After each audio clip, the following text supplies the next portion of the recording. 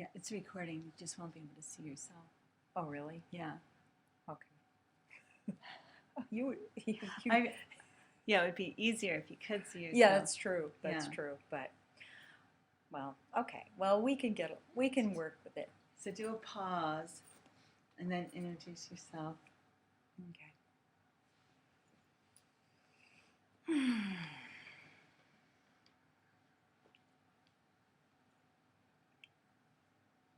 Tranquil nature.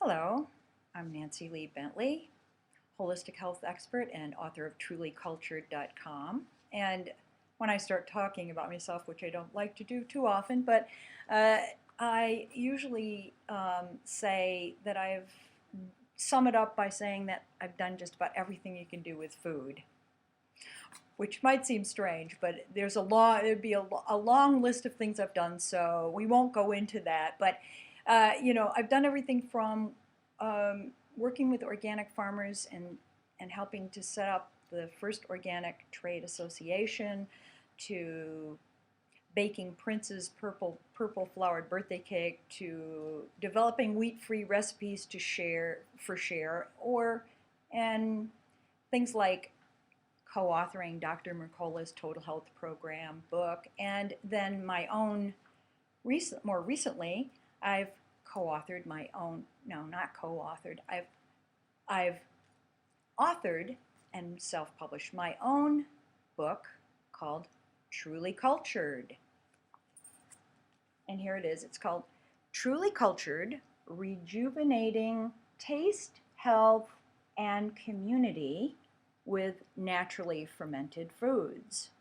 That's a long title, but I like the double entendre with the truly cultured, because there are many levels and many messages in this. And of course, everybody is going to bring the meaning of the words that they know and that they can relate to. But when we're talking about this topic, we're talking about being truly cultured. So, what does being truly cultured really mean? Now, some people have said the book itself is like a feast, but I say it's just the start of the banquet, because there are so many realms and messages on so many levels affiliated with this.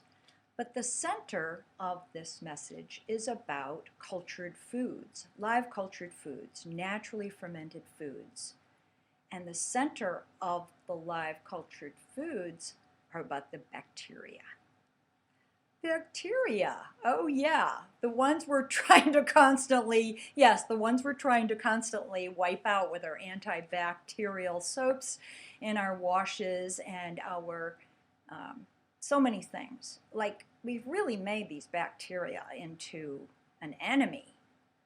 And unfortunately, they're not the enemy. They're actually the cleanup and maintenance crew. Oh, bacteria. Most people don't want to be talking about that. They're an enemy. But the reality is, they are a key part of our health. And when I say health, I mean total health, not just our own physical health. But guess what? They're everywhere, and including in our outer environment. So we have an inner environment, and we have an outer environment.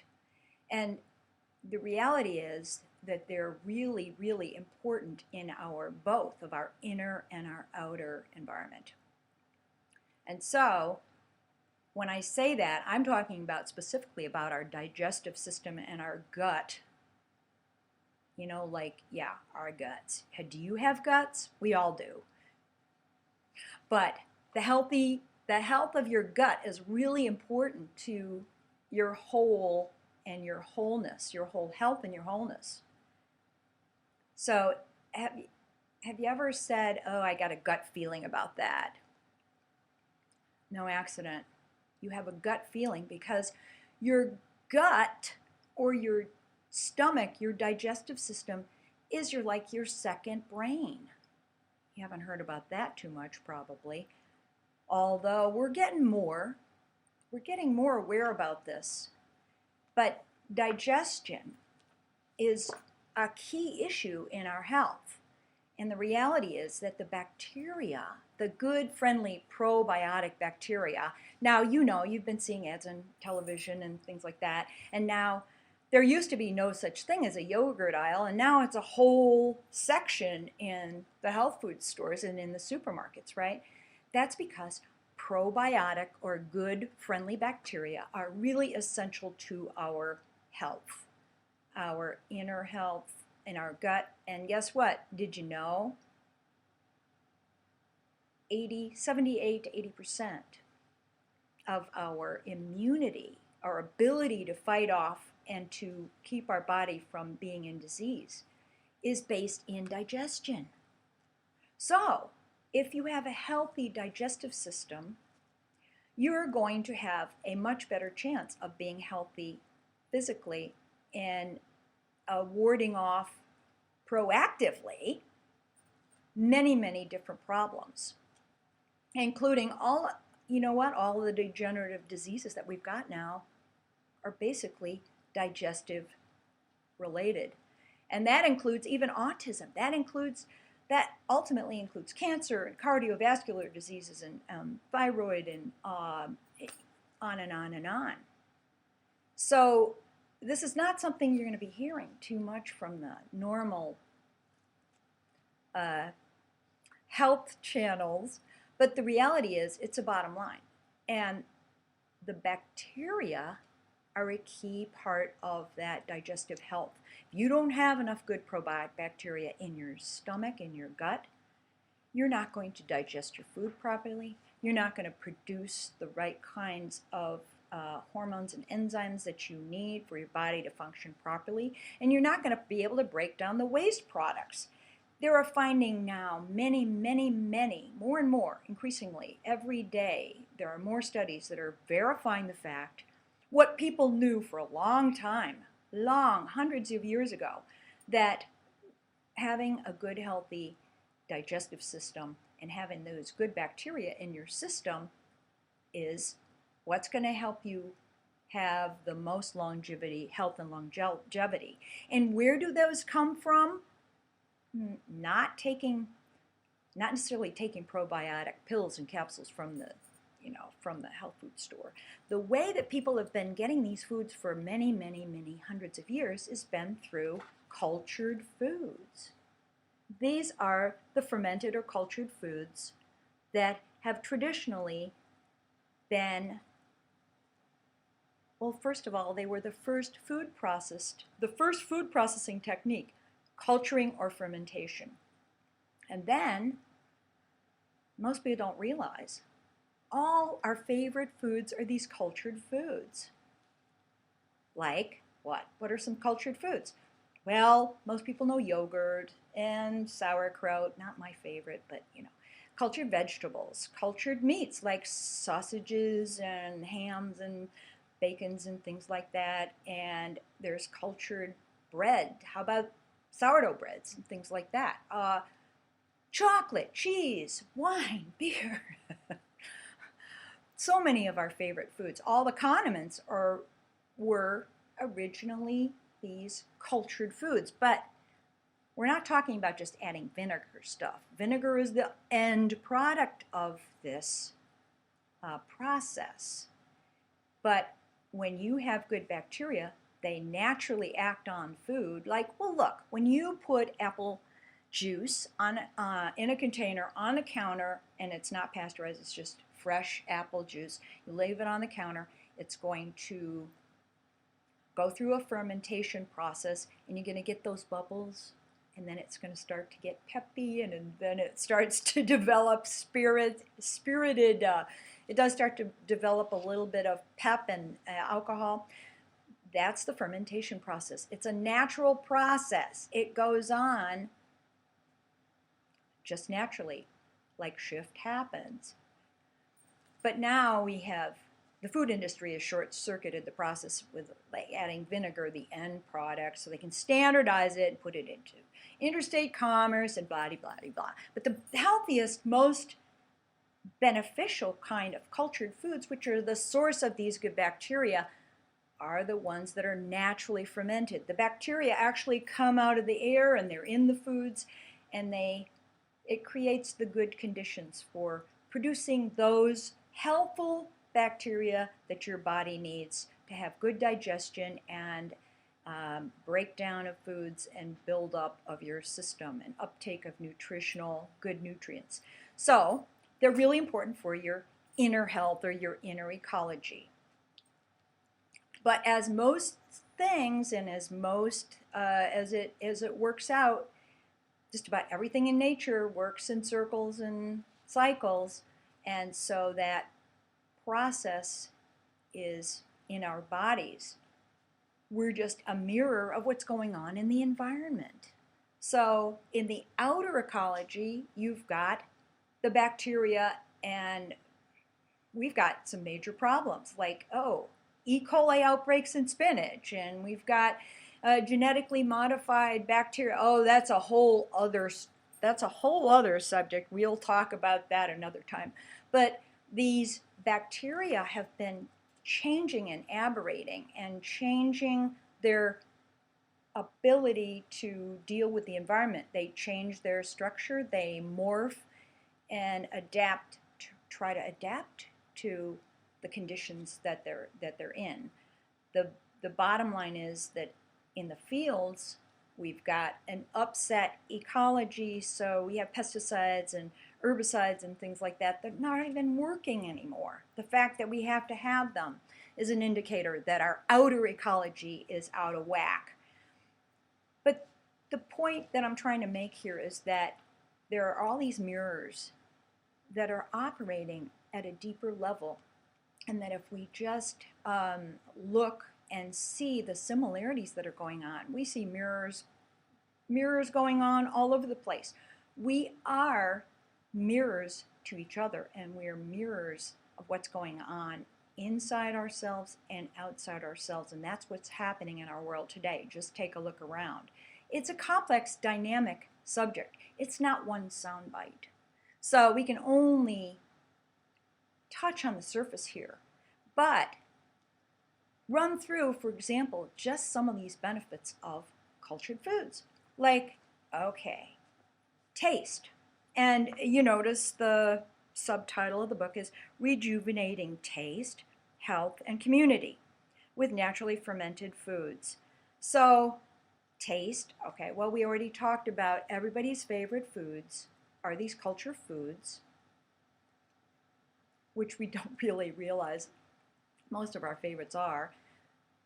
But it's not only that they're our favorite foods, but the bacteria that are involved with creating these foods are actually the reason that foods have different tastes and characteristics. Like, everybody likes artisanal breads and artisanal cheeses and things like that, but they're all different because they're different bacteria that are used in a particular area, a particular region, or whatever. The characteristic tastes and flavors of those foods are a direct result of the specific bacteria that are in that area. Okay, so here's another thing about taste. Are you eating more but enjoying it less?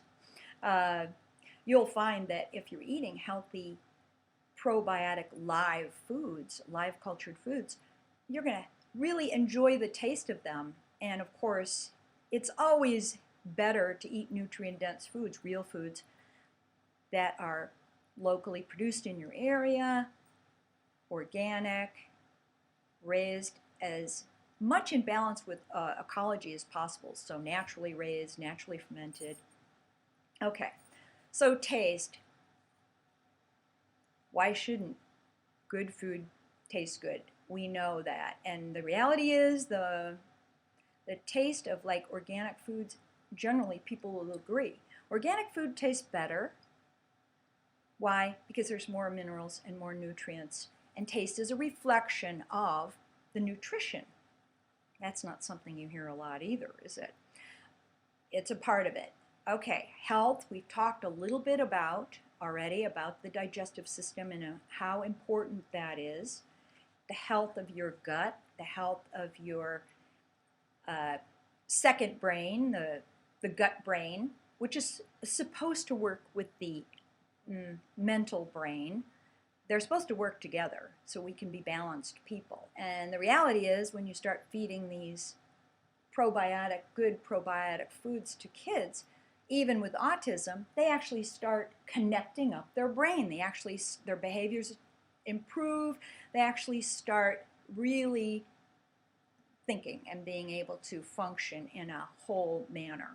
Okay, so health of our bodies, but also the health of our communities as well. And that's where it takes it into the community aspect of this whole thing about being truly cultured. And the reality is, I say, the bacteria, actually, we want to, like try to make them into bad and make them into our enemy. But the reality is that the bacteria are our friends. And the bacteria, we actually have a lot to learn from them. How so? Well, the bacteria appear to be smarter than we are now. They're outsmarting us on a lot of levels, it seems. What I say basically, though, is that bottom line, we have a lot to learn from bacteria because guess what? They have learned and adapted. They've learned how to work together and cooperate in community. Otherwise, they wouldn't have been able to survive. And from that standpoint, they are smarter than us because we're still learning that one, aren't we? So, I say that the community aspect of bacteria is really important, not only because we have lessons to learn about working in community, and that's where we're going now. We really have to work in community, be more responsive and more responsible for our own health and our own food. And by the way, what does that word responsible mean? Responsibility is just the ability to respond. And there's another example and another lesson that these bacteria can teach us because they're very responsive. They are much more responsive and adaptive than we are often. So we have more to learn from them. But then the final part of the community is the community of all life and how, and also about even with these cultured foods, people working together and producing them and getting together in food circles, in culturing circles, and other kinds of, just sharing in producing them is a really something we need to do now. It makes a lot of sense.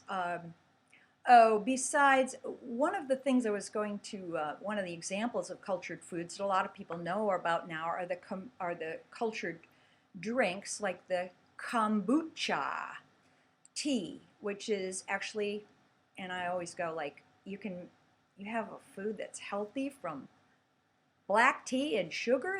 You can produce a healthy beverage from that because the bacteria transform the sugar and use the sugar for their food, and then it produces a healthy drink that actually, I like the new message. I think that kombucha is one of those beverages that you can make anywhere, and you can make it yourself or you can make it with other people in community, and I think it's something that actually it's such a healthy drink that we could replace our morning orange juice with it. In fact, I love this phrase. I think the only orange beverage we should be drinking is carrot is orange carrot. So anyway, but the thing is that I think the message here is about the fact that when you're doing these, producing these cultured foods together in community, it makes a lot of sense. First of all, it gives us a supply of food that we have a control over, that we can work on together, that we can produce together, that we can share. And then when you're producing these cultured foods, they'll last for a little bit of time because, again, culturing, fermentation is the original food processing technique. So they are a way to preserve food even when you don't have electricity, even when you don't have any other inputs.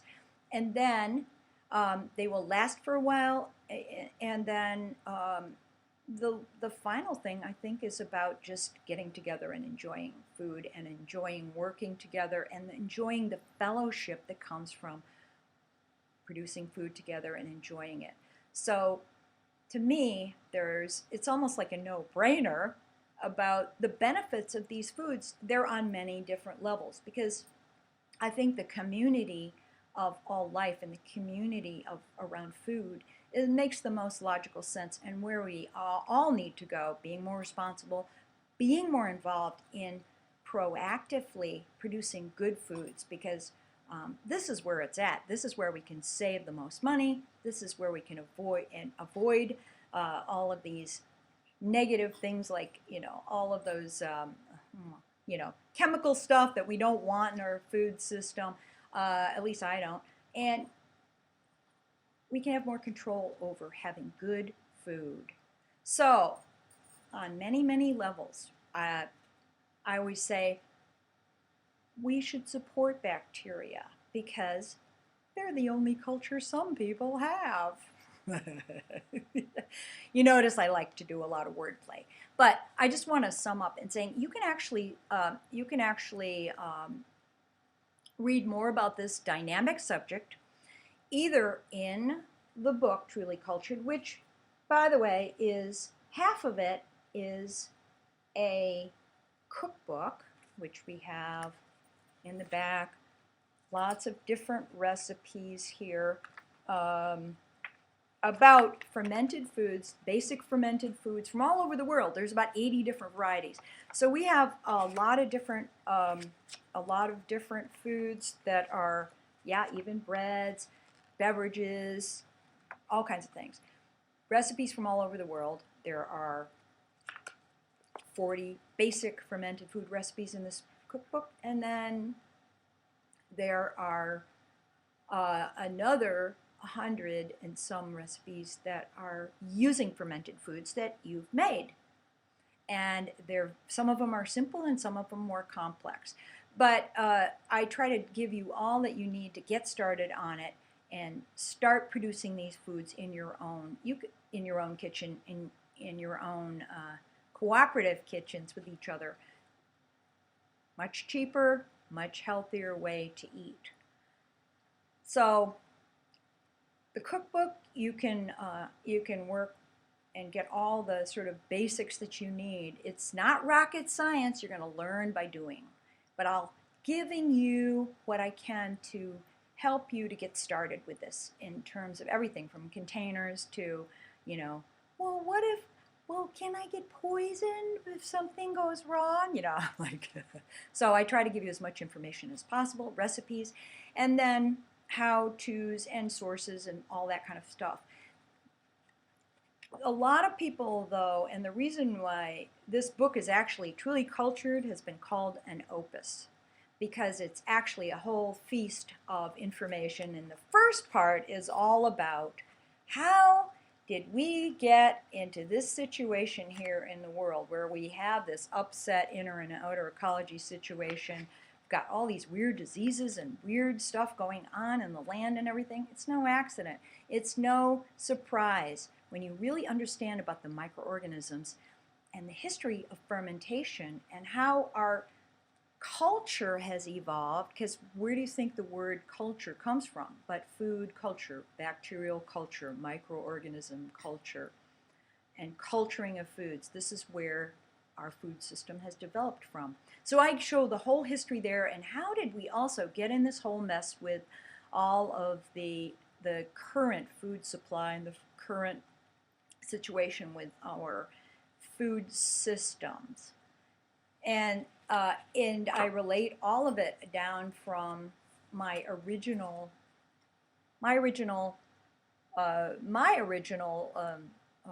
interactions and introduction to fermentation on the farm that I grew up in upstate New York, and to my professional work, working with cultured foods and locally grown and produced organic foods, and to writing about them, and well, the whole history. So I share a lot. There's some great quotes in there, like, so you think like soy foods are a good thing? Well, there's a good quote in here by Swami Beyondananda, who says, well, they say tofu's the food of the future. I say let's keep it that way. But we have a whole talk about soy foods. Are they healthy? Are they the nutrient-dense foods, that we should be eating? And also, not just about soy, but what about other things? Like, how about fat, and how about carbohydrates? And the reality is, each of us is unique. Each of us is our own person, and each of us is the best expert to know what's going on with our own system and the best way for us to eat. So I talk all about that, the rainbow of diets. I mean, there is a lot in this book. You can receive it and you can get it in print at my website, trulycultured.com, or you actually can get it, you will soon be able to get it in an ebook form. And that is going to be on my new website, which is www.ucast, and that's spelled not YouTube, but ucast, UQAST, ucast.com / holistic health. And we're going to have all kinds of digital products, including a digital ebook of Truly Cultured, and the bonus booklet that if you buy the print book, you can actually get the bonus booklet for free, which is called Times Are Tough, but You Can Be Healthier and Eat for $40 a week or less. So that's my bonus to you if you buy the print book.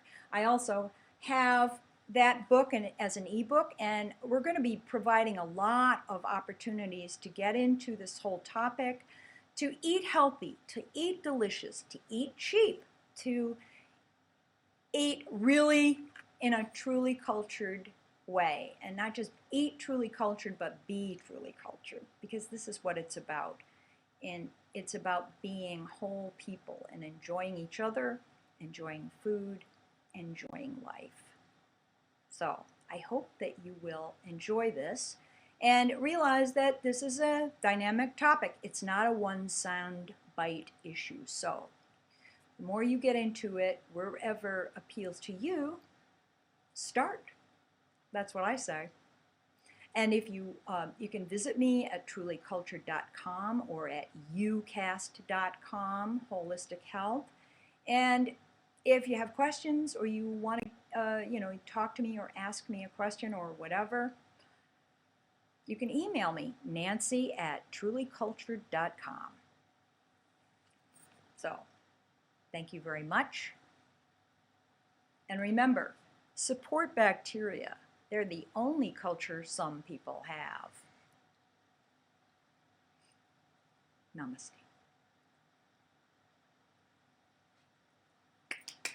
Bravo. How was that? Awesome. Was that, huh? Here, I'll show it. It wasn't, okay. It's like, so much. It's really good. It's hard, I can't I even. think it was about a half hour. Oh, was it?